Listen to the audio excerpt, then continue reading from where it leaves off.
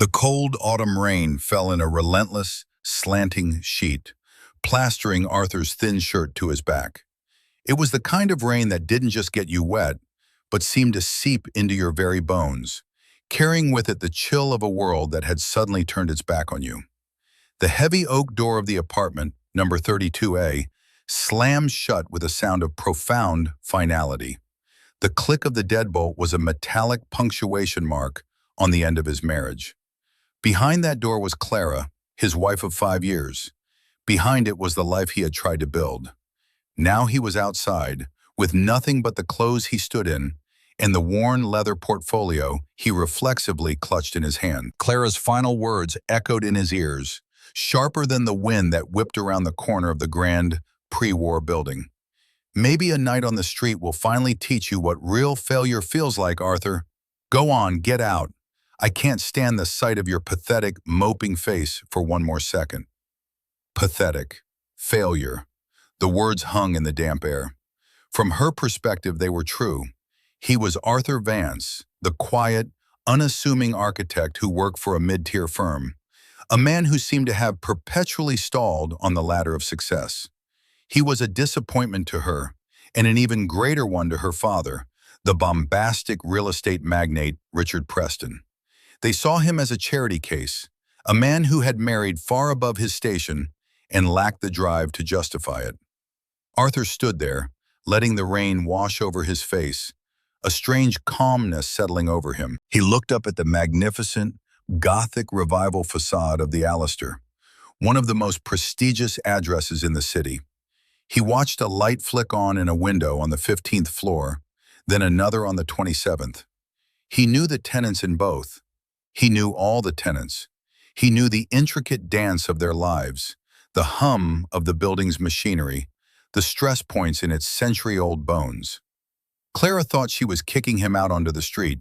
She had no idea she had just kicked him into his own lobby. Arthur Vance didn't just live in the Alistair.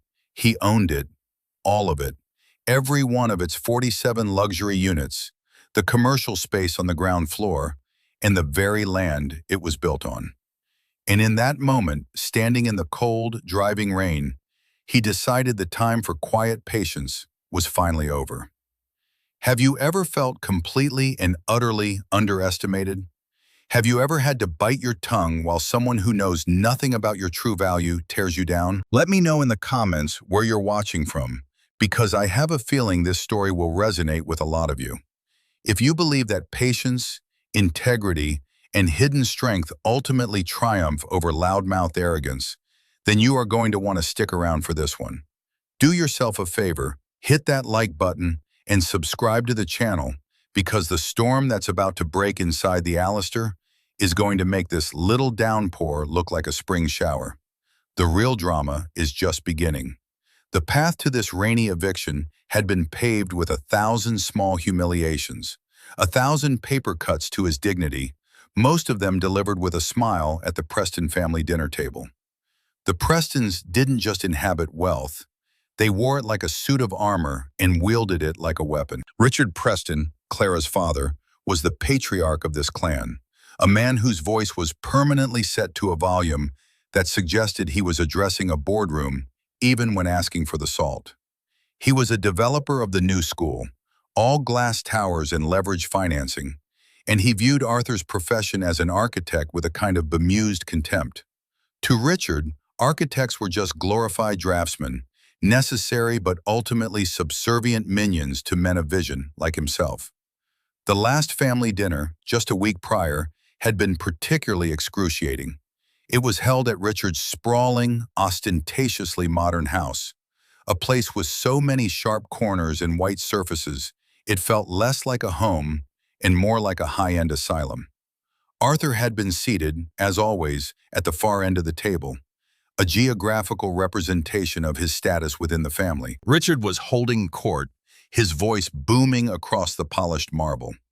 "The Meridian Tower deal is closed," he announced, swirling a glass of what was undoubtedly a very expensive red wine. 20 floors of premium office space, another 30 of residential. A landmark. That's how you make a mark on a city, Arthur. You don't just design a building, "You own the skyline." The comment was ostensibly for the whole table, but the final barb was aimed directly at him. Arthur simply nodded, taking a slow sip of water. He was used to it. Marcus, Clara's younger brother, and a man who possessed all of his father's arrogance with none of the underlying business acumen, decided to pile on. "Yeah, Art," he sneered, his mouth full of bread. "Still working on those suburban community centers, saving the world one public restroom at a time?" The small group of sycophants Richard called friends chuckled. Arthur felt Clara's hand briefly touch his knee under the table. It was a gesture that could have meant solidarity, but he knew it for what it was, a plea for him to stay quiet, to not rock the boat, to just absorb the insult and let it pass. He looked at his wife. Clara was beautiful, radiant, but her beauty was a fragile thing, dependent on the approval of others, especially her father. She laughed, a nervous, tinkling sound. "Oh, Marcus, be nice. Arthur's work is very important." The word important was left hanging in the air, stripped of all its meaning. It was the same tone one might use to describe a child's macaroni art project. Arthur met her gaze across the table. He saw the conflict in her eyes, the flicker of shame quickly extinguished by the stronger, more primal need to belong to her tribe. She would never defend him, not really. To defend him would be to choose him over them, and that was a choice she was either unwilling or unable to make. This was the core of his pain. The insults from Richard and Marcus were like the buzzing of flies, annoying but ultimately harmless. Clara's silent complicity, however, was a slow-acting poison. He had once tried to explain his work to Richard, to show him the blueprints for a public library he had designed. It was a project he was immensely proud of, a building designed to be a sanctuary of light and knowledge in a low-income neighborhood. Richard had glanced at the intricate drawings for no more than 3 seconds before handing them back. "Quaint," he had said, the word dripping with condescension. "How much is your fee for a little project like this? 0.5%? 1%? You see, Arthur, the real money, the real power, is in the 15% development fee on a billion-dollar project. You're playing checkers, I'm playing chess." Arthur hadn't bothered to correct him. He hadn't explained that his little firm was a boutique agency that he owned, one that consulted on multi-billion-dollar urban renewal projects around the globe. He hadn't mentioned that his fee on the library project was 0, because he had personally funded the entire construction as an anonymous donation. He had simply folded his blueprints and put them away. He had learned long ago that trying to explain his reality to the Prestons was like trying to describe color to a man born blind. Their world was binary. You were either a predator or prey, a boss or a worker, a titan like Richard Preston or a nobody like Arthur Vance. There was no room in their worldview for a man who chose to be quiet, who found value in things other than a balance sheet, who possessed immense power but felt no need to display it. Their blindness was not just a failing, it was a fortress, and he had long since given up trying to breach its walls. He simply observed, he recorded, and he waited. Back in the rain, Arthur finally moved. He didn't shiver, though the cold was intense. He felt a strange clarity, a sense of purpose that had been dormant for years. He ignored the main entrance to the Alistair, with its grand, revolving door and uniformed doorman, a man who had been trained by the Prestons to treat him with polite indifference. Instead, he walked to a small, unmarked side door, the staff entrance. He pulled a single, simple key from his pocket, a key that looked no different from any other, but which was a master that could open every lock in the building, and inserted it. The lock turned with a smooth, satisfying click. He stepped inside, not into the opulent lobby, but into the quiet, clean, functional corridor of the building's service area. The air was warm and smelled faintly of polish. He walked past the mailroom and the service elevators until he reached the security office. Inside, a man in a crisp uniform sat watching a bank of monitors. He was a distinguished man in his late 60s, with a neatly trimmed silver mustache and the calm, steady eyes of someone who had seen everything. This was Mr. Henderson, the night manager. He had been with the Alistair for over 30 years, long before Richard Preston had even heard of it. Henderson looked up as Arthur entered, his expression shifting from professional watchfulness to one of genuine warmth and respect. He stood up immediately. "Mr. Vance," he said, his voice a low, respectful baritone. "An unexpected pleasure, sir. You're soaked to the skin. Is everything all right?" Arthur allowed himself a small, wry smile. He ran a hand through his wet hair, slicking it back. "Everything is about to be, Henderson," he said, his voice steady and devoid of its usual, carefully cultivated meekness. It was the voice of a man in command. "I need two things. First, have the penthouse suite immediately prepared. Full service. I'll be staying there for the foreseeable future." Henderson nodded, his face betraying no surprise. He had been a silent observer of the Vance-Preston dynamic for years. He had seen the way Mrs. Vance's family treated the quiet, kind man who owned the very ground they walked on. "Of course, sir. It will be ready within the hour." "Second," Arthur continued, placing his damp leather portfolio on the desk. He unzipped it carefully. It was filled not with architectural drawings, but with meticulously organized legal documents. "I need you to initiate Protocol Nightingale." Henderson's eyebrows rose almost imperceptibly. Protocol Nightingale. It was a contingency plan Arthur had drawn up with his legal team 2 years ago, a plan for this exact eventuality. It was a name chosen for its symbolism: Florence Nightingale, the lady with the lamp, who brought light and order to the darkness and chaos of the Crimean hospitals. The protocol was a detailed, multi-stage process for the complete and total seizure of operational control of the building. It involved a top-to-bottom forensic audit of all accounts, an immediate freeze on the current management company's authority, a subsidiary of Preston Holdings, the installation of his own hand-picked team, and a mandatory review of every single lease agreement.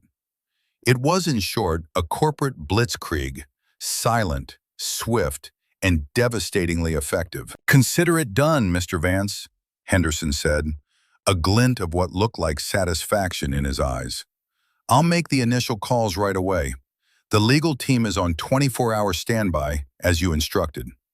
"Thank you, Henderson," Arthur said. "I knew I could count on you." "You've always been a gentleman to me and my staff, sir," Henderson replied, his meaning clear. The Prestons, by contrast, treated the staff as invisible furniture. "It will be a privilege to see this building run the way it was meant to be." Arthur nodded, a sense of grim determination settling over him. He was no longer just Arthur, the failed husband. He was Mr. Vance, the owner. The game had changed. Richard Preston thought he was playing chess, but he was about to find out he was just a pawn on Arthur's board.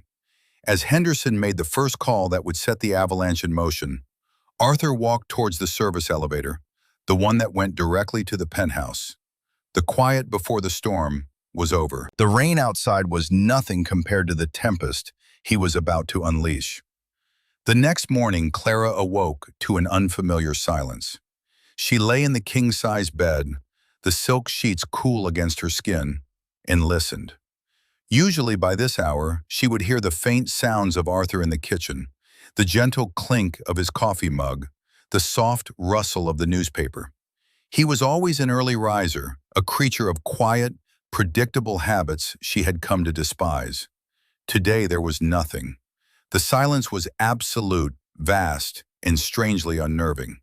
A wave of something she hesitantly identified as guilt washed over her, quickly followed by a more familiar and comforting surge of self-righteousness.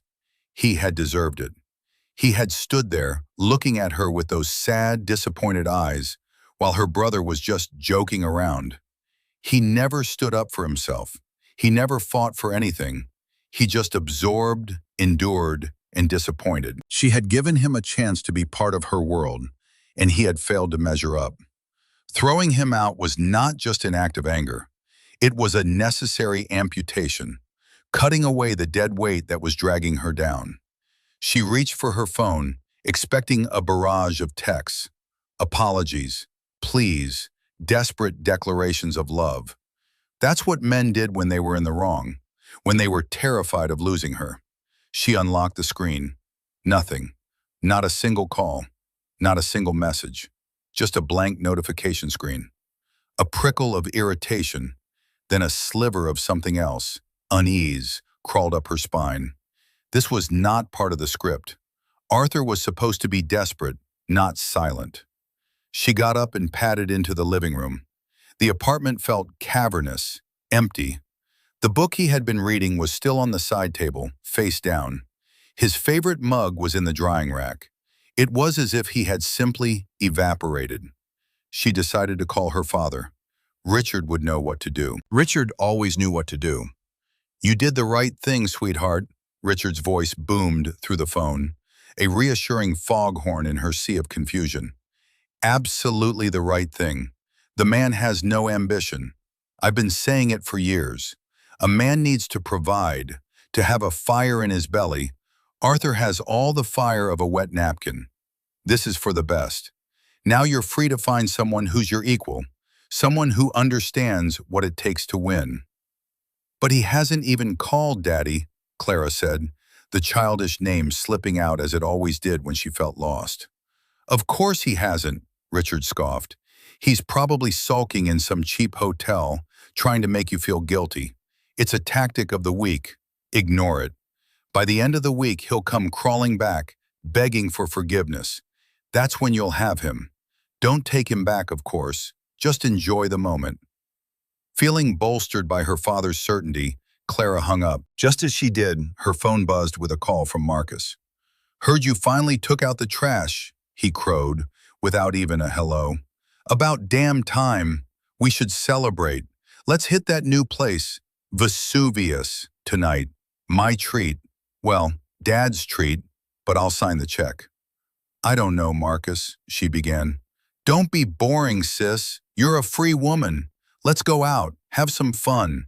Show the world that Clara Preston is back on the market."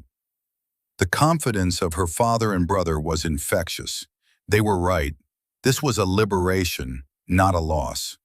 Arthur was a footnote in her life, a chapter she was glad to have finished. They were the Prestons. They didn't lose. They didn't fail. They moved forward, always forward, over anyone who got in their way. Meanwhile, 30 floors above her, in the sprawling penthouse suite that was usually kept vacant for VIPs or emergency use, Arthur Vance was not sulking. He was commanding. The suite had been transformed into a war room. A team of 3 lawyers, flown in on a private jet that morning, sat at the massive mahogany dining table, which was now covered in laptops and stacks of documents. A 4th man, his lead financial analyst, was patched in via a secure video link on a large screen.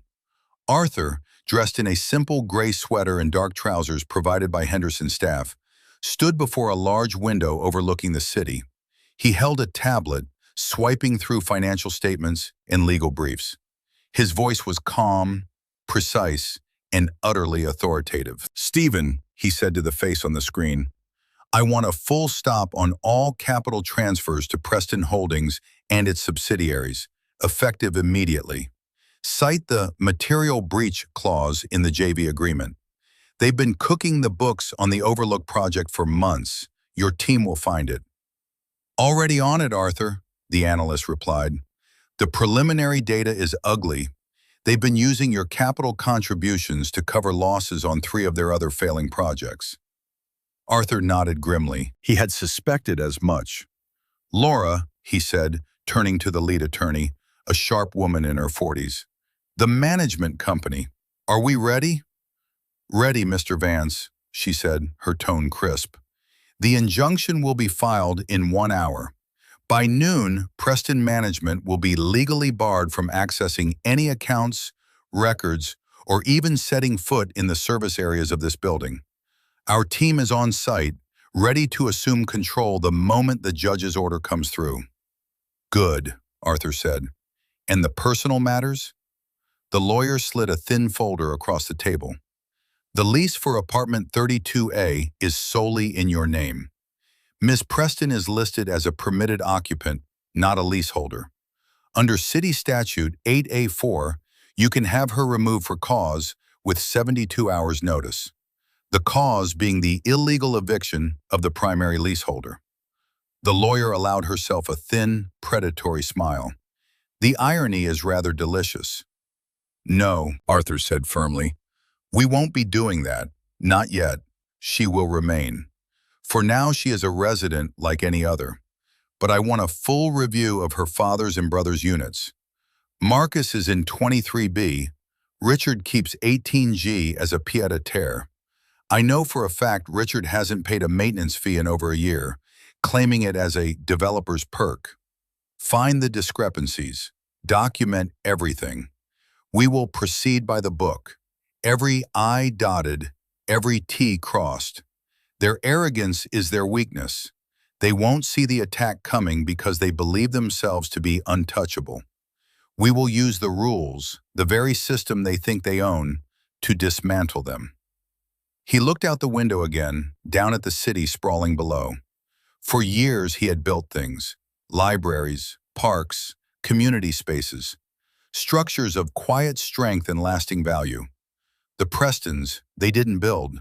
They just acquired, leveraged, and boasted. They built nothing but monuments to their own ego. He had let them play their game, thinking it was harmless. He saw now that he was wrong. Their brand of careless, arrogant power was a rot, and it had spread into his home, his life. It was time to perform some necessary and painful architecture of his own. He was going to deconstruct the House of Preston, brick by fraudulent brick. 2 days passed in a state of suspended animation for Clara. The initial euphoria of her liberation had evaporated, leaving behind a residue of anxiety. Arthur's silence was no longer a sign of weakness. It felt like a deliberate, calculated absence. It was a vacuum, and the pressure was starting to make the walls of her perfect apartment feel like they were closing in. She found herself jumping every time her phone buzzed, a Pavlovian mix of hope and dread, only to be disappointed by a message from a friend or a notification from a shopping app. On the third morning, the first tremor of the earthquake reached her. Taped to the polished brass of her front door was a crisp, heavy-stock piece of paper. It was an official notice. Her eyes scanned the formal, unyielding text. Notice of mandatory tenant ownership meeting and management review. It detailed a meeting to be held in 2 days' time in the Allister's Grand Ballroom on the second floor. The final line was underlined and in bold. Pursuant to Building Bylaws 117.3 and 117.4, attendance by at least one registered occupant from each unit is required. Failure to attend will result in a non-negotiable fine and may affect the status of your tenancy agreement. Clara stared at the notice, a feeling of indignation bubbling up. A mandatory meeting? A fine? Who did these people think they were? She ripped the notice from the door, marched to the elevator, and descended to the lobby, ready to give the building manager a piece of her mind. But the lobby felt different. The usual manager, a man who had always been a little too friendly with her father, was gone.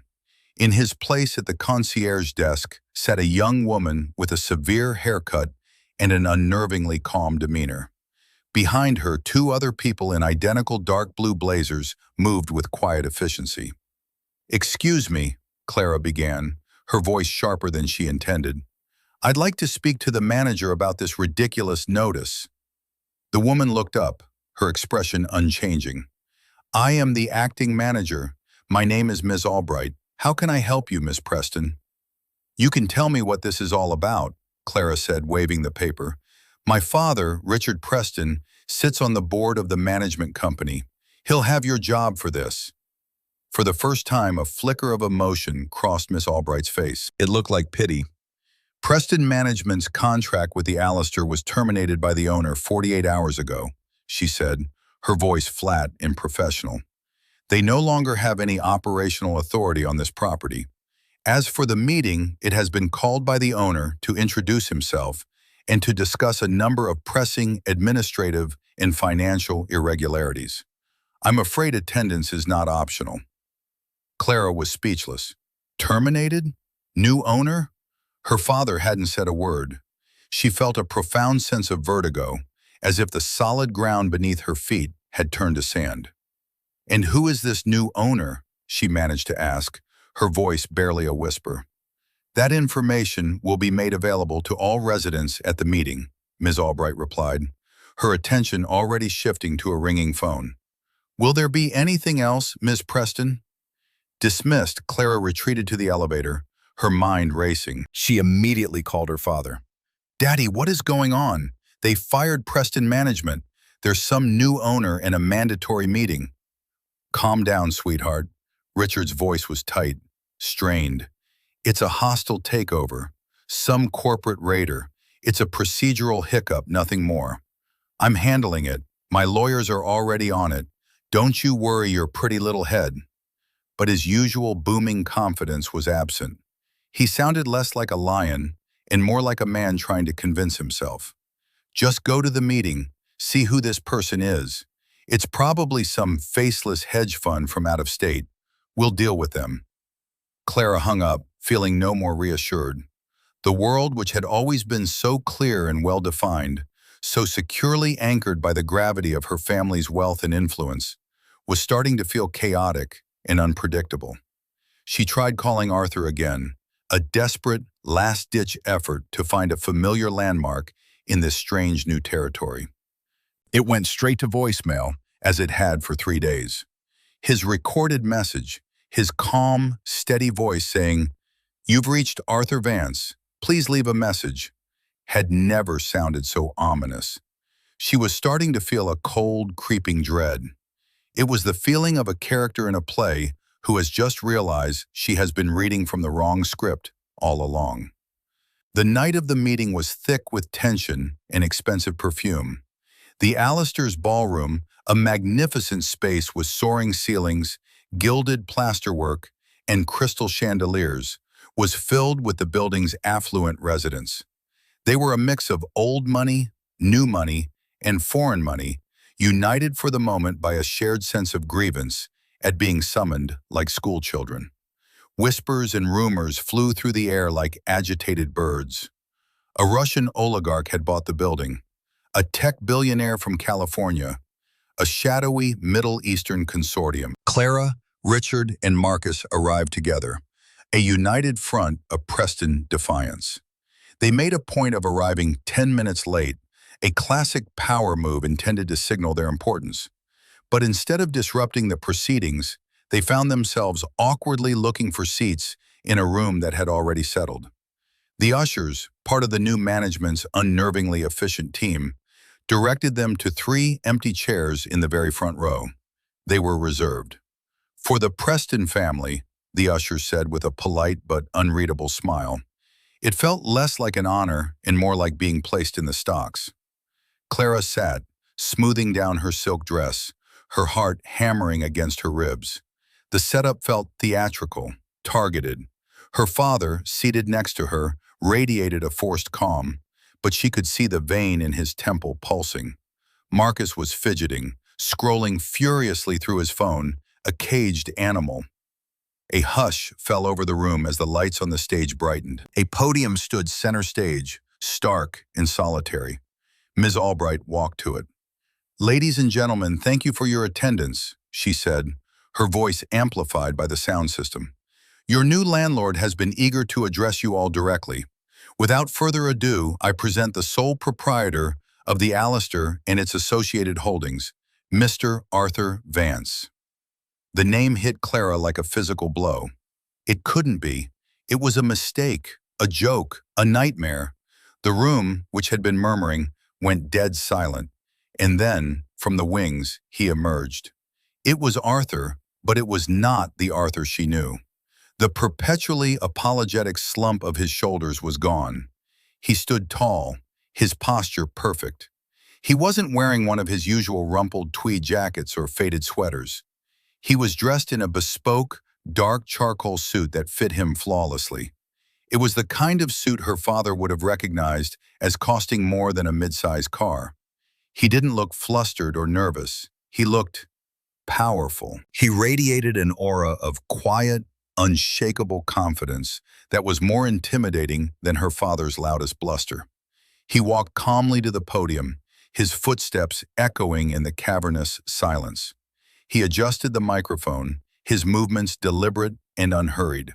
He scanned the room, his gaze sweeping over the assembled faces, 100 pairs of eyes staring back at him in stunned disbelief. He did not look at the front row, not yet. Clara felt frozen, a butterfly pinned to a board. Her father's face had gone a shocking, mottled red, a mixture of fury and utter bewilderment. Marcus just stared, his mouth hanging slightly open. Finally, Arthur began to speak. His voice, the same voice that had read her bedtime stories and whispered apologies, filled the room. But it was different now. It was infused with a new timbre, the resonance of pure authority. "Good evening," he said. "My name is Arthur Vance. For many of you, I've just been a neighbor. For others, I suppose I haven't been much of anything at all. As of this week, however, my role has changed. I am the owner of this building. I apologize for the abruptness of this transition, but circumstances require decisive action." He paused, letting the statement hang in the air. "I believe a building is more than just a collection of bricks and mortar. It's a community, and the foundation of any community is respect. Respect for the space we share, and respect for the people who share it with us. In recent years, that foundation has been allowed to erode. That ends tonight." His eyes, calm and piercing, continued to scan the audience, making brief contact with various residents he knew. He was speaking to them, all of them, but Clara knew, with a certainty that chilled her to the bone, that the true message was intended for an audience of three. The man she had thrown out into the rain, the man she had called a pathetic failure, was now standing on a stage, holding all of their lives in the palm of his hand. And he was just getting started. Arthur let the weight of his initial statement settle over the room. The initial shock was beginning to curdle into a complex brew of emotions across the faces in the audience. Confusion, anger, intrigue, and from a few long-term residents who knew him as a quiet, polite neighbor, sheer astonishment. He had their undivided attention. "For too long," he continued, his voice even and measured, "the Alastair has been run not as a community, but as a private fiefdom. Rules have been applied selectively. Responsibilities have been ignored. The staff, the very people who maintain the dignity and function of our home, have been treated not as valued employees, but as personal servants." He paused, his gaze briefly flicking towards a corner of the room where Mr. Henderson and several other long-serving staff members stood watching, their expressions stoic, but their eyes alight with something new: hope. "This will change," Arthur stated, the simple declaration carrying the force of an unbreakable vow. "Effective immediately, a new benefits package and a revised wage scale for all building staff have been approved. Furthermore, a zero-tolerance policy for abuse or disrespect towards staff will be strictly enforced. Any resident found in violation will have their tenancy reviewed." A murmur went through the crowd. This was not the speech of a corporate raider looking to cut costs. This was something else entirely. Then he turned his body slightly, a subtle shift that brought the front row into his direct line of sight. His eyes finally fell upon them. Richard, Marcus, Clara. He didn't glare, he didn't smolder, he simply looked at them, his expression one of calm, clinical assessment, like a master architect examining a structural flaw that needed to be corrected. "Of course," he said, his tone shifting almost imperceptibly, becoming sharper, more focused. "Correcting the course of a large vessel requires addressing the primary sources of drag.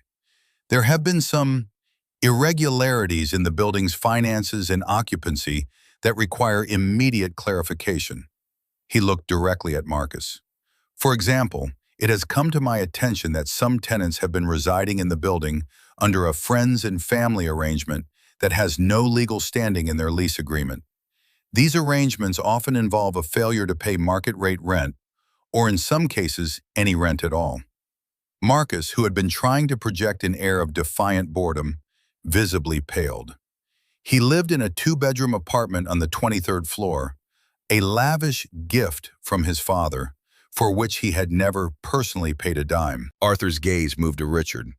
There have also been significant and long-standing arrears in the payment of building maintenance fees. Some tenants have operated under the mistaken assumption that their personal or professional relationships afforded them an exemption from the financial obligations that apply to everyone else. Let me be clear, there are no exemptions. Richard's face, which had been red with fury, was now draining of color. He knew Arthur was referring to his own pied-à-terre on the 18th floor, a unit for which he hadn't paid fees in years, waving them away as a developer's prerogative. It was a debt that, with penalties and interest, would amount to a small fortune. Finally, Arthur's eyes rested on Clara. The anger was gone. The calm authority was gone. For a fleeting second, she saw a flicker of the man she had married, a deep, profound sadness in his eyes. It was a look of genuine pain, not for himself, but for what they had lost, for the person she had become. And then, Arthur said, his voice dropping slightly, becoming more personal, drawing the entire room into the intimate drama unfolding in the front row. There is the fundamental issue of residency itself, the rules of cohabitation, the agreements we make, both written and unwritten, to live together in peace and mutual respect. He reached down to the podium and picked up the worn leather portfolio he'd been clutching the night she threw him out. It looked ancient and soft under the bright stage lights. He unzipped it and pulled out a single document. The entire ballroom seemed to hold its breath. "This is the lease for apartment 32A, he announced, his voice regaining its public formality. "A standard 5-year agreement. It is and always has been solely in my name, Arthur Vance, as the primary and financially responsible leaseholder." He held up the paper, the signature line visible even from a distance. The agreement lists one Clara Preston as a permitted occupant, a status contingent on the primary leaseholder's continued residency. He lowered the paper and looked directly at her, his expression now unreadable, a mask of professional neutrality. As of 9:14 p.m. 3 nights ago, the primary leaseholder was, by definition, illegally evicted from his own home. According to the terms of the agreement and city housing law, this action renders the permitted occupant status null and void. In short, Miss Preston, you are currently in violation of your occupancy agreement. The quiet bomb had been dropped. The silence that followed was absolute, a crushing weight that seemed to suck all the air out of the grand ballroom. The silence stretched for a full 10 seconds, a small eternity in which Clara's entire world was unmade and remade into something monstrous and unrecognizable. The faces of the other residents, previously just a blur, sharpened into a gallery of staring, curious, pitying eyes. She was no longer Clara Preston, the queen of this small kingdom. She was a spectacle. It was Richard who broke the spell. He surged to his feet, his face a mask of apoplectic rage. The color had returned, a dangerous, blotchy purple. "This is absurd," he bellowed, his voice echoing unnaturally in the stunned quiet. He pointed a trembling finger at Arthur. "This is a trick, a pathetic, theatrical stunt. You think you can waltz in here and threaten my daughter? My family? We'll have you in court so fast your head will spin. We will sue you into oblivion. You'll be begging on the streets, where you belong." The threat, once so potent, now sounded hollow, the desperate roar of a wounded, cornered animal. Arthur didn't even flinch. He simply watched Richard's tirade with a dispassionate calm. Before he could respond, a calm, female voice cut through the air. "I would strongly advise against that course of action, Mr. Preston. Laura, Arthur's lead attorney, had moved from the wings to stand a few feet from the stage. She held a thick blue legal binder. She was the unexpected ally, the queen brought onto the chessboard at the crucial moment. She addressed not Richard, but the entire room, her voice a model of professional clarity. "My name is Laura Kensington, of Kensington, Shaw and Associates. I represent Mr. Vance. For the record, Mr. Vance's ownership of this property is absolute and unencumbered. He is the sole director of the holding company, Nightingale Properties, LLC, which purchased the Alistair from its previous owners in a private sale 4 years ago." A gasp went through the room. 4 years. He had owned it for 4 years, living among them as a tenant. The sheer, patient audacity of it was staggering. Ms. Kensington continued, her gaze now fixed on Richard. "As for litigation, I invite you to try.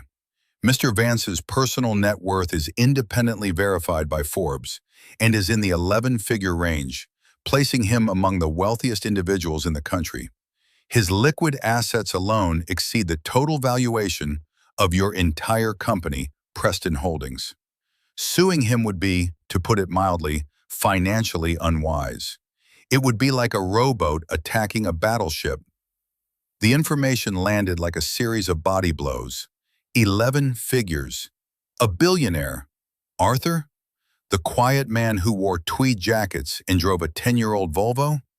Clara felt the floor drop away from her.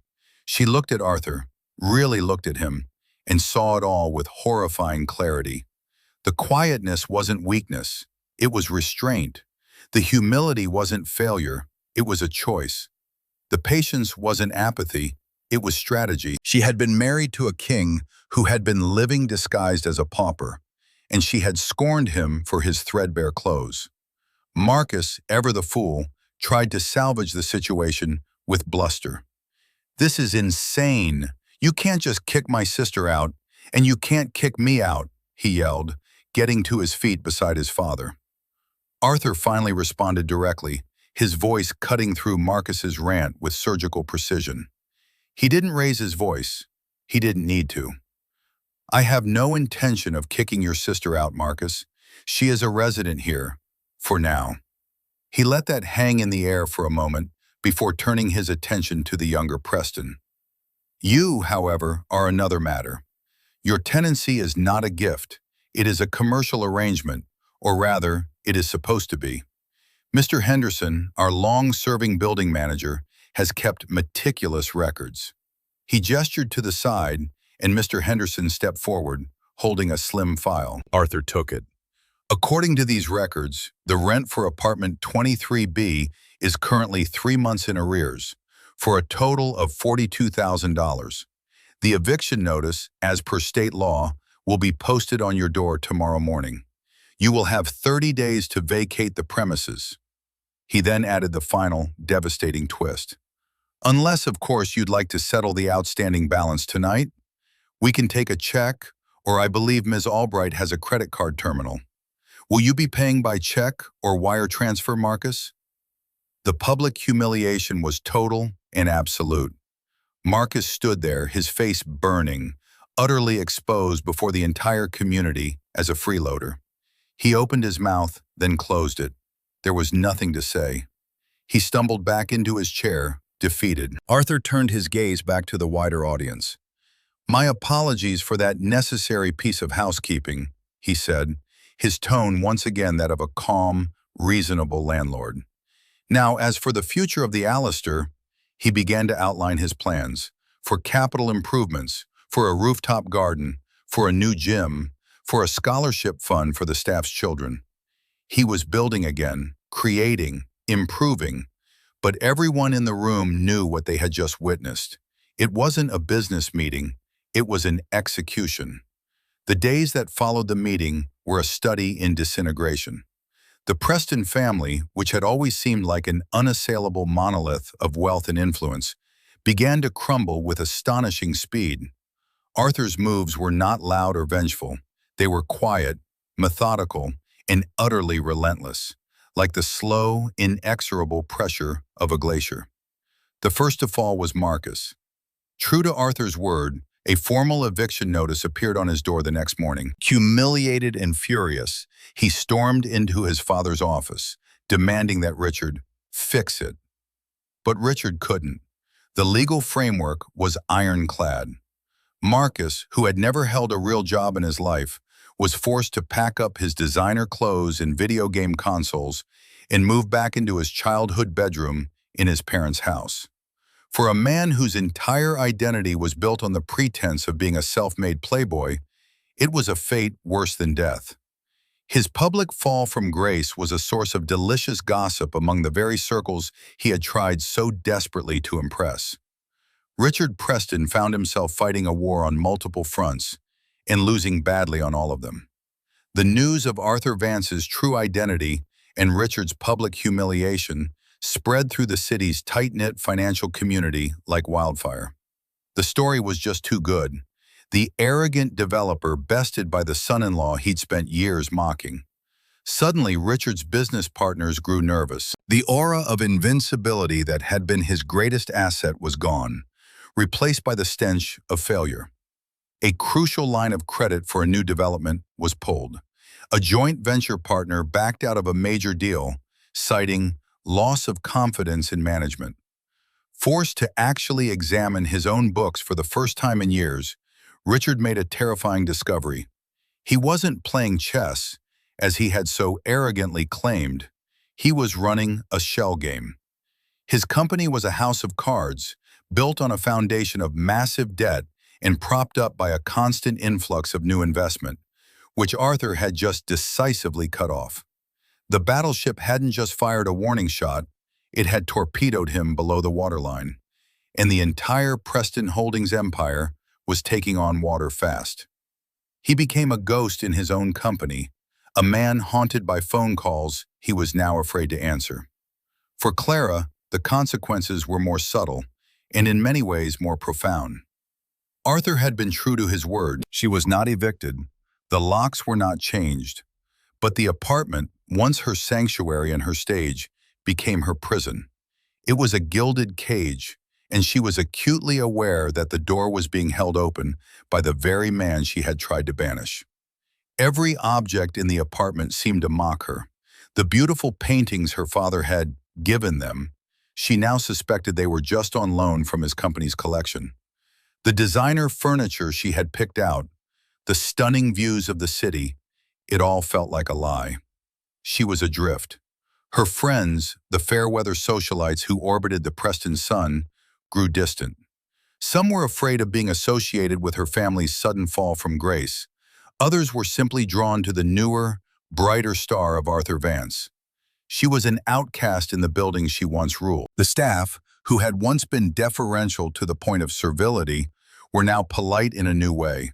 A crisp, professional politeness that held no warmth, no fear, and no special recognition. She was just another resident. Worse, she was the resident who had wronged their new, benevolent benefactor. She could feel their judgment in their averted eyes and their clipped, formal, "Good morning, Miss Preston." After a week of living like a ghost in her own life, a single message appeared on her phone. It was from Arthur. Her heart leaped into her throat. She had imagined this moment 1,000 times, rehearsing the angry tirades and tearful apologies she would deliver. But the message was simple, containing no anger, no accusation, no demand. It was just a question. "The choice is yours, Clara. Who are you without your family's name? Who do you want to be?" The question stripped her bare. For her entire life, she had been Richard Preston's daughter. Her identity, her confidence, her very sense of self-worth had been outsourced to her father's bank account and her family's reputation. Now that was all gone, or rapidly turning to dust. Who was she? She didn't know. The question wasn't an ultimatum. It was an invitation. It was a challenge to look in the mirror and find something, anything, that was truly her own. For the first time in her life, Clara Preston was utterly, terrifyingly alone with herself, and she had to decide if there was anyone there worth saving. The weeks turned into months. The autumn that had seen the fall of the House of Preston bled into a cold, hard winter. The city moved on, as cities do, and the drama at the Alistair faded from gossip into memory. For Arthur, life had changed, yet in many ways it had returned to its natural state. The mantle of the reclusive billionaire did not sit easily on his shoulders. He disliked the attention, the articles in business magazines, the sycophantic approaches from people who now saw what the Prestons had not. He delegated most of the day-to-day management of his vast financial empire to his trusted teams, the same teams who had been quietly working for him for years. He found his peace, as he always had, in his work. Not the work of acquiring companies or managing stock portfolios, but the work of creating spaces. He personally oversaw the renovations at the Alistair, transforming the rooftop into a stunning garden oasis for the residents, a place of community and quiet contemplation. He poured his energy into a new project, the one he had tried to show Richard all those months ago, the Northwood Community Library. With his anonymity now gone, he embraced it, setting up the Vance Foundation to fund similar projects, parks, schools, art centers, in underserved neighborhoods across the country. He was, once again, the quiet architect, only now his blueprints were shaping not just buildings, but futures. He was happier, lighter. The weight of his secret had been a heavier burden than he had realized. He heard whispers about the Prestons. Richard had been forced into a humiliating bankruptcy, selling off his company for pennies on the dollar to a competitor. He and his wife had downsized to a small condo in Florida, living a quiet life of forced retirement, their reign over New York society a distant memory. Marcus had, after a few months of couch surfing, reportedly taken a job as a car salesman, his charm and bluster finally being put to a productive, if humbling, use. And Clara, he heard nothing about Clara. After that final text message, he had maintained a deliberate silence, giving her the space he believed she needed. He had instructed Ms. Albright to continue accepting the rent for apartment 32A, which was now paid, on time and in full each month, from a personal checking account in Clara's name. He knew she had taken a job. He didn't know where or what it was. He simply let her be. One crisp spring afternoon, 6 months after that rainy night, Arthur was walking through the newly completed rooftop garden at the Alistair. The scent of damp earth and blooming cherry blossoms filled the air. He was inspecting the installation of a new irrigation system when he heard a tentative voice behind him. "Arthur?" He turned. It was Clara. But, like him on the night of the meeting, it was not the Clara he knew. The designer clothes were gone, replaced by a simple, elegant dress that was professional but not flashy. Her hair was styled more simply. The expensive jewelry was absent, save for a pair of small, delicate earrings. But the biggest change was in her eyes. The old look, that anxious, approval-seeking flicker, was gone. In its place was a quiet, sober self-possession. She looked like a woman who had been through a fire and had emerged not unscathed, but cleansed. "Clara," he said, his voice neutral, but his heart giving a small, involuntary lurch. "You look well." "I feel different," she said, a small, wry smile touching her lips. "I work in an art gallery downtown. Not as a curator," she added quickly, as if anticipating his assumption. "I'm an administrative assistant. I answer phones. I manage the schedule.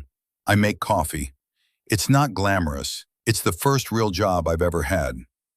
She said it not with shame, but with a strange, quiet pride. They stood in silence for a moment, the city noise a distant hum below them. "I'm not here to ask for anything," she said, finally meeting his gaze directly. "I'm not here to ask for you back, or for forgiveness, or for you to fix what my family broke. I just came here to say, I'm sorry." The words came out without artifice, simple and direct. "I'm sorry for every time I let them mock you. I'm sorry for every time I stayed silent when I should have defended you. I'm sorry for being so blind, for valuing all the wrong things. for not seeing you. The night I threw you out, I didn't just throw out my husband. I threw out the best part of my life because I was too weak and too scared to be the person he deserved. I was a coward, and I am truly, deeply sorry for the pain I caused you." A tear escaped her eye and traced a path down her cheek. She didn't wipe it away, she simply let it fall. Arthur listened, his own emotions a complex storm. He saw the woman he had once loved, the woman who had broken his heart, and in front of him now, a new woman he didn't know at all, a woman forged in the wreckage of the old one. "Thank you for saying that, Clara," he said, his voice gentle. "That means more than you know." He didn't say, "I forgive you." It wasn't his to give. Forgiveness was something she had to find for herself. But he did offer something else: acceptance. "You were right," he said softly, "in that text. You asked me who I am without my family's name. It's taken me 6 months to figure out the answer. I think I'm just a person who is trying to learn how to build something of her own." She looked around the beautiful garden, at the city stretching out beyond it, then back at him. "You've built something wonderful here, Arthur." "A building is just a building," he replied, echoing his words from the meeting, but with a new meaning. "A home is something else entirely. It takes time to build." He didn't promise her a future. He didn't invite her back into his life. The damage had been too deep, the betrayal too fundamental, to be erased by a single apology. But for the first time in a very long time, the anger and the pain he had carried had dissipated, replaced by a quiet sense of peace. The story was over. A new one, for both of them, was just beginning, on separate foundations. And so, we come to the end of our story. It's a tale about wealth and status, yes, but it's not really about the money. It's about the vast difference between value and price. The Prestons knew the price of everything, but they understood the value of nothing. Not integrity, not loyalty, not quiet strength. Arthur understood that true wealth isn't something you can display. It's something you build, quietly, day by day, in your character and in your soul. He showed them, and us, that the most powerful people are often not the loudest in the room, but the ones who have no need to raise their voice. What do you think? Was Arthur right to do what he did? And what about Clara? Does she deserve a second chance? Or are some betrayals too deep to be forgiven? I'd love to hear your thoughts on this in the comments below. It's a complicated situation, and there are no easy answers. Thank you for joining me on this journey today. If you found this story satisfying and you believe in the power of karma and poetic justice, please give this video a like and subscribe to the channel for more stories like this one.